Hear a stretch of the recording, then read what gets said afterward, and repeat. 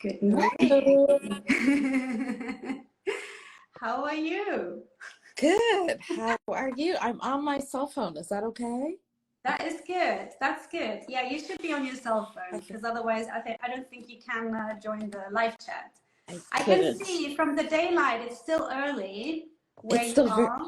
Yeah, it's still very early. But I'm very excited to be in conversation with you. Thank you so much for making the time for getting up. I also know that you've been traveling a lot in the past weeks, and there have been a lot of time zones that you transgressed. So welcome back to your time zone of, I think that's Eastern time. You are in Cambridge, Massachusetts, joining us today. And while you're still catching your breath, waking up, maybe having, you can get a cup of coffee, perhaps, I'm going to explain to our followers and everyone who joined us today what it is we're doing, right? So the series, and you're the first guest we have. Actually, she's getting a coffee. That's a great idea. It's called Passing on the Microphone, which means that it's probably the last time you're going to see me here in this little studio that we set up at the German Historical Institute in London, which is where I am based as a research fellow, colonial and global history. My name is Miriam Brucius, and I'll be moderating the series and the conversation today. And the conversation is called Passing on the Microphone, Unfurling German History. And really what we're trying to find out is what is German history today and where might it be going? Because in the recent years, I would say, the borders of German history as a field have become far more porous and inclusive. People started looking at global entanglements of the German lands from medieval to modern times. So we're not only talking about modern history. In recent years, of course, colonial history has, of course, also taken center stage of German history. And various victim groups of Germany's various violent pasts who have long asked for recognition are now being recognized in these histories. And these previously neglected histories are now increasingly being studied and heard in PhD theses, but also in books. Then there are queer and gender historians who are not simply filling gaps, but also questioning the categories and the methods of German history. And historians are also challenging the erasures of minoritized communities, and that is also an aspect that we will cover today with Tiffany. The war in Ukraine also raises new questions about Germany's involvement in Europe's East and its political consequences today. And that is a question that has become more urgent now as more conflicts are breaking out. And this has also revealed blind spots in public knowledge about the Holocaust and its global dimension and the repercussions of its aftermath. So the ruptures that were long established in German history have proven to be continuities, really, in the pre and post 1945 timeline, as historians are now paying more attention to the history of race, to racism and anti-Semitism. And as a result of these new histories, German memory culture is also undergoing a radical shift. As an increasingly diverse society also demands new forms of commemoration. So we will take some of these topics as a starting point, not all of them, but we also do not want to assume universality, and it's an ongoing conversation, so we can only cover some of it today. So the idea is that we are passing on the microphone today to our first speaker, Tiffany Floral, who will then select and interview another expert. And that is a model that will be continued in this bi-monthly Instagram Live series. And the outcome of this long-term debate is open. As historians and perhaps also other conversation partners are entering this debate. And it will reflect not simply on the past, but also where the debate might be going in the future. Let me now introduce our first speaker. So Tiffany is Professor of History at the University of New Mexico, but she's also currently a fellow at the Radcliffe Institute for Advanced Study at Harvard University. She is the author author of Mobilizing Black Germany, the book we have here in our library. It's also Black History Month, so we're promoting it alongside other great books that have been written on the subject. And her areas of interest include race and ethnicity, gender identity formation, social and cultural movements, Black internationalism, intellectualism, diasporas, and emotions. Together with Vanessa Plumley, Tiffany has also co-edited a volume which is called Rethinking Black German Studies. Our IT expert is joining us in the background, just so you know. But you hear me fine right now, don't you? Excellent. And she also has new work in the pipeline, including a manuscript which is entitled Both Black and German, inspired by a figure that we will also talk about, hopefully today, in our chat, Audre Lorde. And therefore, I don't want to say too much about it, because we are really here to hear from you, and we don't have very long, so I want to dive right in. Tiffany, where is German history today? Woo! Where is German history today? I think in the U.S., German history is really pushing the parameters of what German history should be and has always been. So there's quite a great bit of work being done by historians who focus on queer sexuality, non-binary. So I'm thinking about Jennifer Evans' new book that just came out in this spring. I'm thinking about the forthcoming work of Sebastian Tremblay, Christopher Ewing, who are also pushing the boundaries of queer, not only sort of queer history, but also thinking about racial entanglements in queer history, particularly in the German context, which is oftentimes coded as such a white space. So I'm very excited about those books. And then we have great work being done sort of German colonial memory, thinking about multi-directional memory. So I'm thinking about Zoe Zamundi's work. She's currently working on her book manuscript, or her dissertation was phenomenal, and thinking about colonial entanglements, the racial entanglements, race and space, and German citizenship. Also like the work of Adam Blackler, whose recent book came out last year, and he's also pushing the forefront, pushing the sort of chronological borders of colonialism. So I think that's a really exciting book. And then I also really like some of the work that's being done on East Germany, thinking about race, East Germany, Blackness, identity. So I'm thinking about the work of Sarah Pugac, who also recently published a book last year. I mean, recent, it's still recent. And then also thinking about the work of Katharina Wada, who also does a lot of great work on Isleta Robeson in East Germany, and sort of thinking about those dynamics. And then also thinking about the work of Jamel Watkins, who's looking at a larger project on Angela Davis in the East and her symbolism. And so I think there's really rich terrain for German cultural studies. And then there's really amazing work, I should say. I'm just really excited because all of these people are doing like phenomenal work that's very generative and exciting for my own work. So there's also Karina Griffith, who does phenomenal work on really reimagining what Black German film can be. And so she recently finished her dissertation. She's Dr. Karina Griffith, but she's doing really fascinating work with film, as is Kavina King, who's also a dissertator still, but really pushing the parameters of what constitutes Black German film. Fantastic. So Fantastic.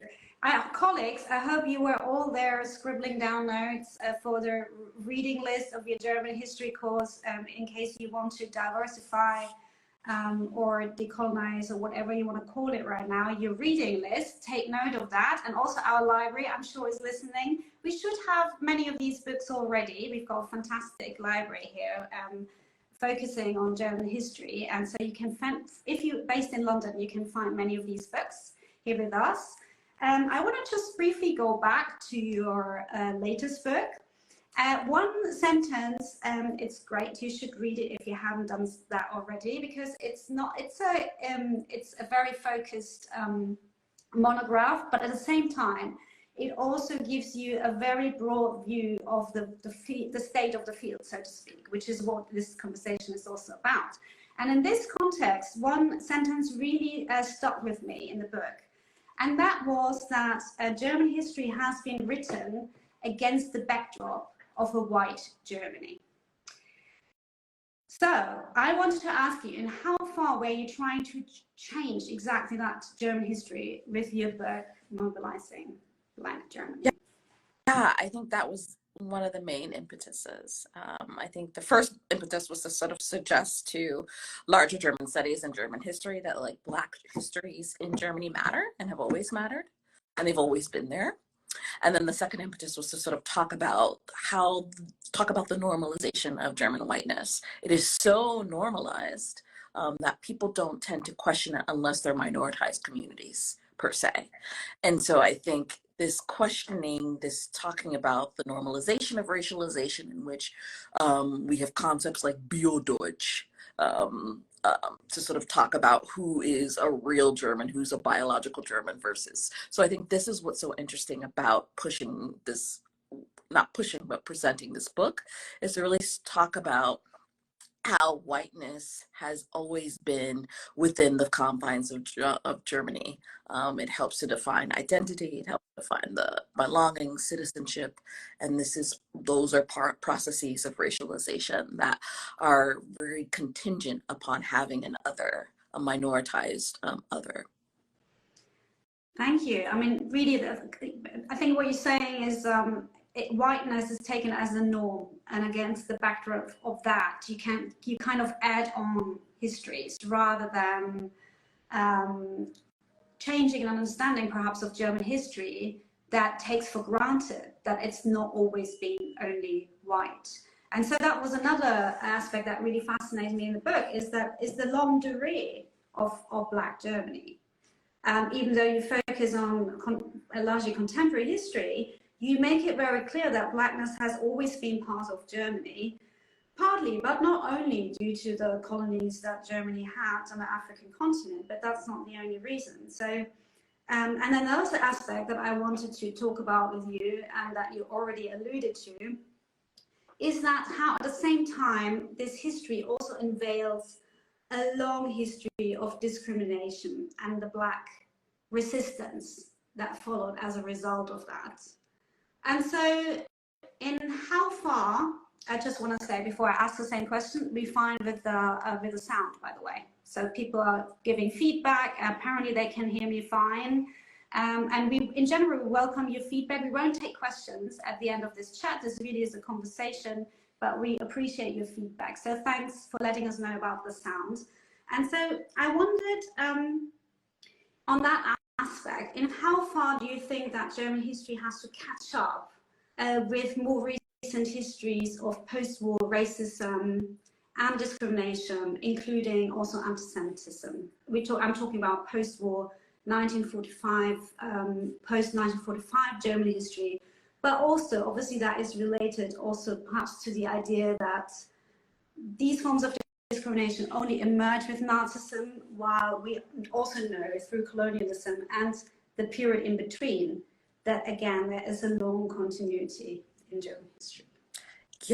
Yeah, I mean, I think all of these sort of contentious debates about colonial memory, reparations, museums are all related to discussions about racism and different forms of discrimination in the German context. How do we memorialize? Who are we? Whose objects are we? Have we obtained? Why have we obtained them, and who are we giving credit to and acknowledging? The repatriation, of bones from colonial genocides and wars that Germany participated in and enacted, and why those objects are still in museums across Germany, and quite frankly in private homes as well, not only in Germany, but also in the US. So I think all of these things are related because Germany still, even in 2023, has a reluctance to engage in race discourses critically. And this is also, I think, a discussion about, critiques of the state of Israel too, which are always coded as anti-Semitic.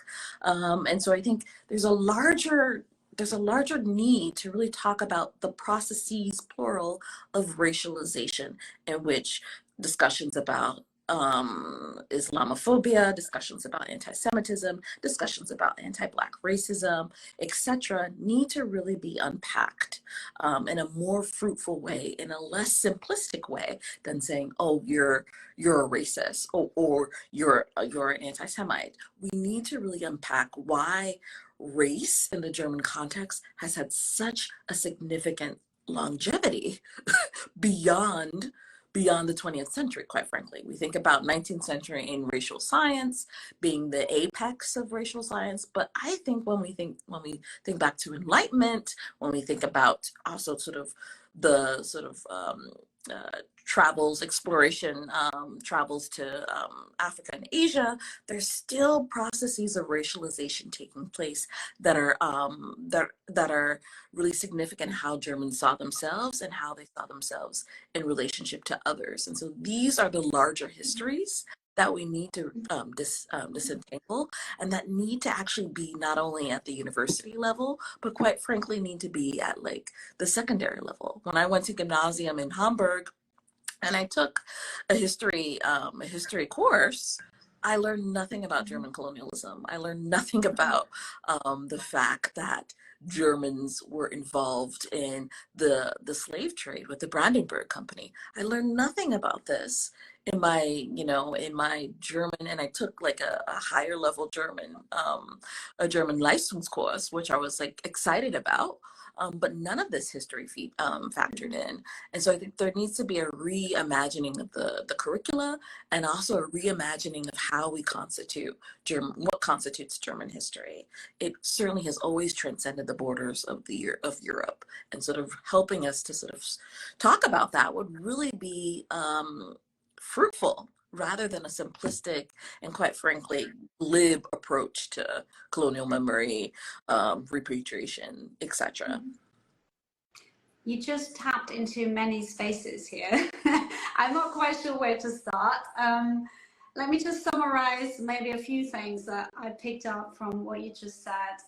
First of all, perhaps also the lack of analytical categories that, unlike in the English-speaking world, we as in Germany, the German Historical Institute is a research institute funded by the German state. So basically in Germany right now, even though I'm located in London, we don't really have categories to even write these histories. So race is a term that we're a little bit uncomfortable with, because it's kind of, it feels a bit imposed from the English-speaking world. But then Rasse is obviously a very loaded and charged term that comes out of the whole history of exactly what we want to talk about. So should we use that as an analytical term? Yes or no? And there are interesting discussions going on also in Germany about that, but the problem remains unsolved. At the same time, what you just said about the history of colonialism, there are many things happening also in Germany. PhD students writing theses, coming to us as stipend holders, discussing their work also in relation to the British Empire, Entangled Empire. So loads of exciting work happening there. And of course, the whole discussions at the Humboldt Forum also triggered the whole return about artifacts. And that is my research field. So I'm not going there because I really want to let you shine today. So I'm going to ask you a next question before we wrap up, but it's related. And that is that another aspect that I found fascinating in your book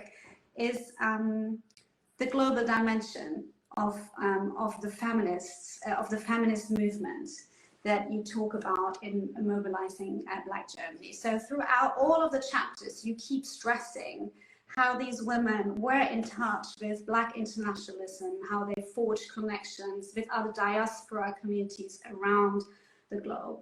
And obviously that speaks to a new kind of movement, perhaps so to speak, that German history should and has to become more global. And so I wonder, what are your thoughts on that? Why should German history become more global? And what are these global connections that seem worthwhile pursuing from your perspective for future researchers in the field? Yeah, Miriam, these are great questions. I wish I had more caffeine so I would be even sharper. Feel slightly dull, but I think Sorry, no more technical problems. yeah, Otherwise, I would say take a break until we yeah, fix that. maybe. But we Okay. need to dive right in. Yeah, I know. But let's dive right in. I like it. I think German history has always been global. Period. Punkt. That we have tended to, and this is certainly still a common dynamic that we tend to sort of look at global connections, networks, ideas as always residing outside of Germany, which of course they do, but they also take place within the nation. So I think this is what's so fascinating about studying minoritized groups, such as Black German women or the Black German community more broadly. They inherently have transnational connections. They inherently sort of continue to foster those connections, and they also are able to sort of bring light to internationalist ideas and movements in ways that don't necessarily need to transcend the border. To transcend, excuse me, the physical border per se. So they're doing internationalist work, they're internationalists, they're tapping into these networks within the confines of the nation. So I think disentangling our oftentimes fascination with the nation state, although the nation state is important, this is not to sort of suggest that it's not. We need to sort of redefine what constitutes internationalism, what constitutes global history. It doesn't necessarily only have to be outside of the borders of Germany. Global history can take place within the borders of German-speaking countries like Switzerland or Austria or Germany. So I think that's an important thing that working on the book really helped to illuminate for me more broadly. That my goodness, minoritized communities are always tapping into other networks, and they also have, they have these feminist connections, especially sort of the Black women that I speak about, that are inherently internationalists, that are focusing on women in Colombia, are focusing on women in Canada, focusing on New Zealand. So they're very much tapped into these networks that are also lesbian and queer networks too. So they have always been, aside from the fact that Audre Lorde was in Germany and that she was an exciting and extremely significant figure, Black German women like Katharina Montoya and Maya Im were really focused on other communities outside of Germany, as well as working with those communities in Germany. So like Filipino women, thinking about Nigerian women, South African women, all in the confines of Germany. So German history has been inherently global.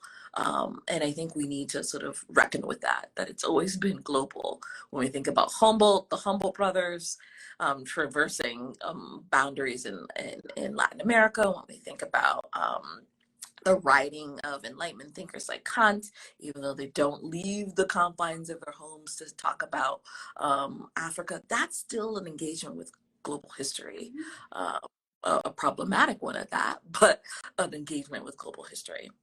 Reminds me also of Fatima El Tayyab's work about Black Europe, which really makes the point about Europe, the global South, always being part of the global North, partly due to colonialism, but not only, also the history of slavery, and migration, the whole history of migration, how this is all entangled, and how we basically makes us rethink how we write the history of modern Europe at large.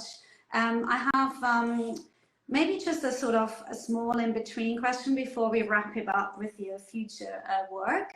I wondered what you kind of briefly, you mentioned memory culture before, which is of course a big aspect, and I see that of what's going on right now, because it's shifting. Again, there are victim groups that are demanding their own forms of commemoration. For me, I kind of like to keep memory culture and history separate for reasons that I'm not going into right now, because I want to hear from you how the two relate to one another, and how historians can and should contribute to forms of commemoration, whether these are museums or maybe also ritualized a means of commemorating the past in Germany. Yeah, I mean, I think that's an idea that I'm currently trying to work on. So I'm thinking about Maya Eam, who, for those of you who've joined and know who she is, was a Black German activist, intellectual, poet, speech therapist, really a Renaissance woman.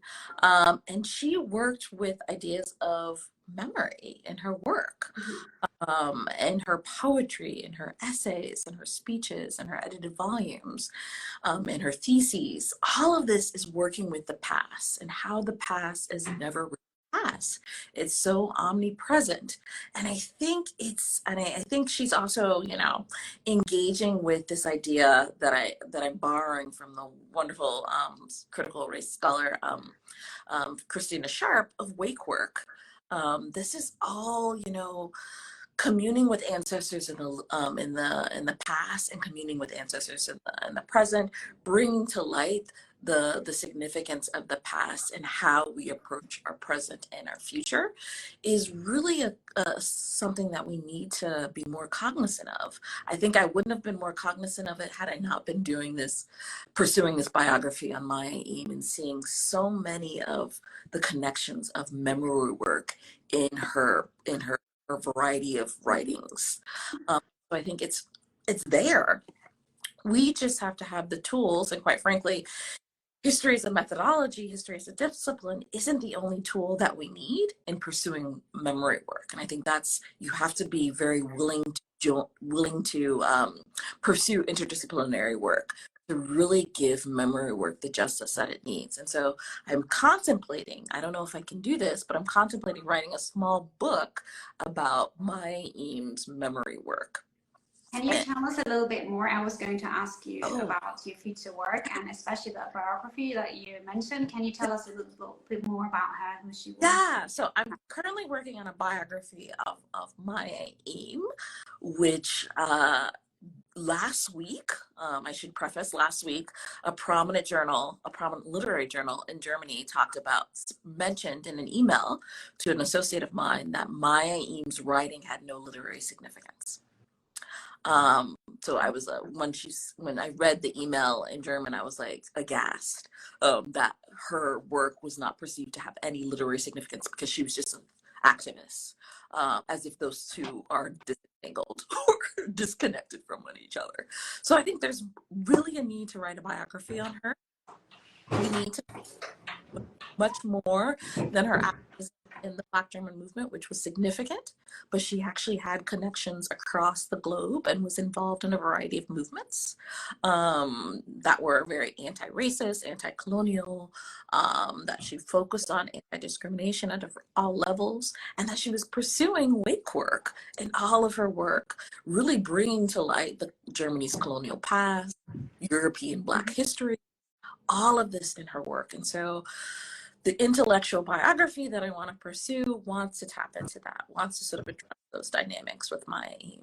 And as a small second project, I thought something that I could whip out, although I'm such a slow writer, I don't know why I think I can whip out stuff, is about her memory work more broadly. And what I think she's pursuing is a sort of queer memory that helps us sort of think about racism, anti-Semitism, and their long durée in German society and how they're connected in the period that she was writing about, so the 1980s and 1990s. And we see, sadly, lots of parallels between what happened in the 1980s, late 80s, and 90s, or what's going on today in terms of discussions about migration, discussions about colonialism, or limited discussions about colonialism, and thinking about the rights of second and third generation Germans of color.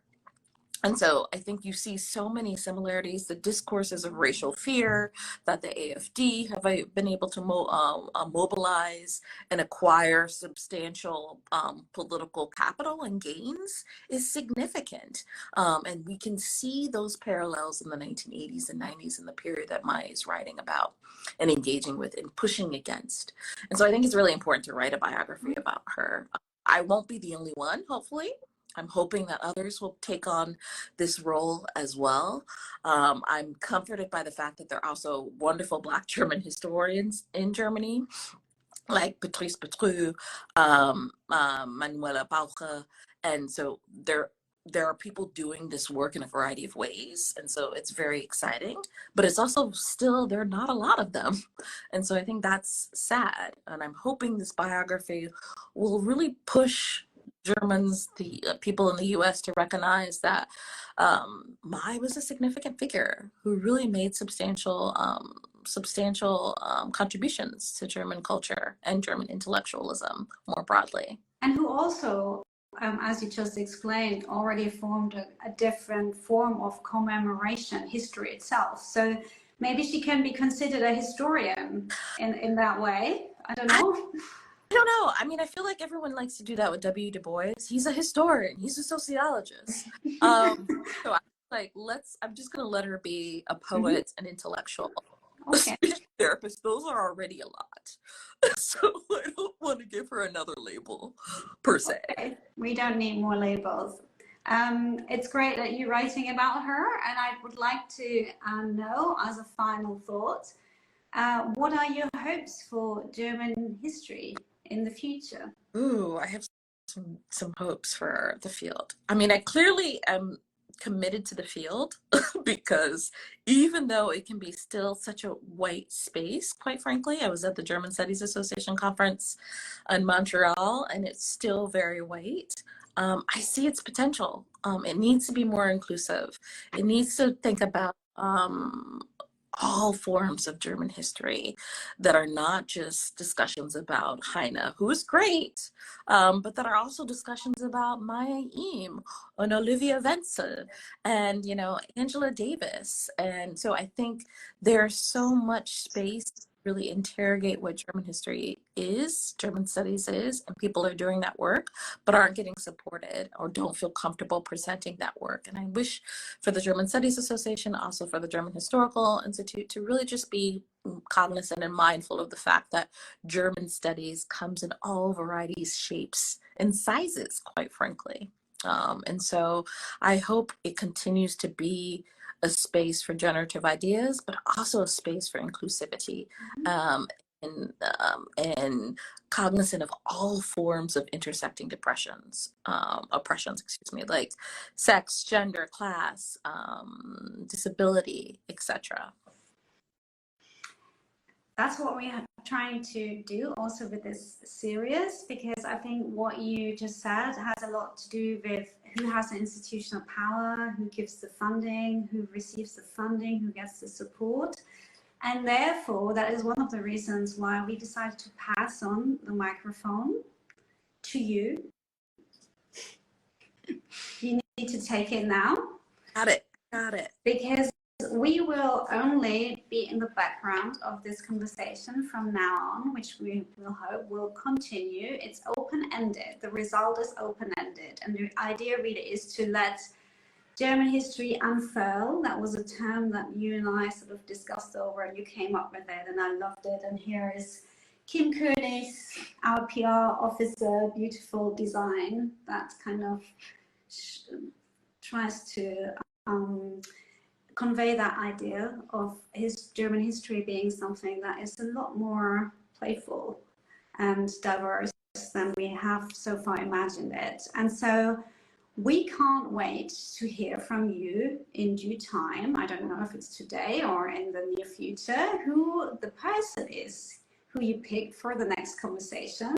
I have no confirmation. I can't wait to hear from it. Either, but I will let you guys know. To be announced. To be announced, exactly. So this is kind of a cliffhanger, which is great, because we want everyone who's been waving to us so kindly in the comment section to be back here. I would say maybe in a couple of months or so, we will announce it on social media for this conversation. That was such a great start with you, Tiffany, to continue.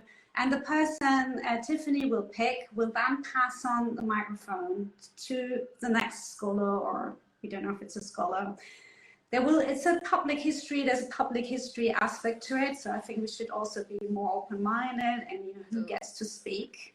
about German history and who gets to contribute to it. So yeah, so that's our way of sort of also letting go, perhaps letting go of some of the controlling mechanisms of academia. And we were so delighted that you said yes to this. I would like to thank the team, our director, Christina von Hodenberg, for supporting this series so enthusiastically. Kim Koenig, who's here next to me, you can't see her. Do you want to say hi? Just a brief hello. I'm Exactly. actually crouching outside of the frame. So it's not just me, it's the whole team. Fabian, our IT officer, who came in, sorry about the glitches, to fix the sound. And so, yeah, you will hear from us. And thanks again, Tiffany, for making such great contributions to the field and for opening the series with us, in spite of the early time. So now you can have your second caffeine shot. Yeah. Okay. Lovely. And I'll stay tuned, everyone, for the new interview, the new iteration. Announced. Yeah. Okay. Yeah. Bye. Bye, everyone.